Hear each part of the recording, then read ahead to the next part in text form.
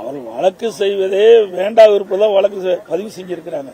வேற வழி இல்லாம இன்றைக்கு மக்களிடத்திலிருந்து மிகப்பெரிய எதிர்ப்பு, ஊடகம் பத்திரிகைக்கும் இது வெளியில் வந்துவிட்டது. அனைத்து இந்திய அண்ணா திராவிட முன்னேற்ற கழகம் இது உண்மைத்தன்மையை அறிய வேண்டும், இது குடும்பத்துக்கு நீதி கிடைக்க வேண்டும் என்ற அடிப்படையில் செயல்பட்டது. அதற்கு மேலாக உயர்நீதிமன்றமும் கண்டித்து விட்டது. இதையெல்லாம் கருத்திலே கொண்டு வேறு வழி இல்லாம தான் சிபிஐக்கு ஒப்படைச்சிருக்காங்க. ஆகவே ஆரம்பத்திலிருந்து நீங்க பார்க்கின்ற பொழுது இந்த அரசு இந்த வழக்கில் எந்தவித அக்கறையும் செலுத்தவில்லை என்பதுதான் தெரிகிறது. அதனாலதான் வேண்டாம் விருப்பம் ஒரு வேலை கொடுத்து அதுக்கு ஒரு நிதி கொடுத்திருக்கிறாங்க. நிச்சயமாக அவருக்கு நல்ல வேலை கிடைக்கும். அவள் விரும்பிய இடத்தில் அனைத்து இந்திய அண்ணா திராவிட முன்னேற்ற கழகம் ஆட்சிக்கு வந்தவுடனே அவள் விரும்பிய இடத்தில் வேலை கிடைக்கும். இப்பொழுது கூட அனைத்து இந்திய அண்ணா திராவிட முன்னேற்ற கழகத்தின் சார்பாக இன்னும் ஒரு 3 நாள்ல அது செக்கா கொடுக்கணும், கேஷா கொடுக்க முடியாது சட்ட ரீதியா.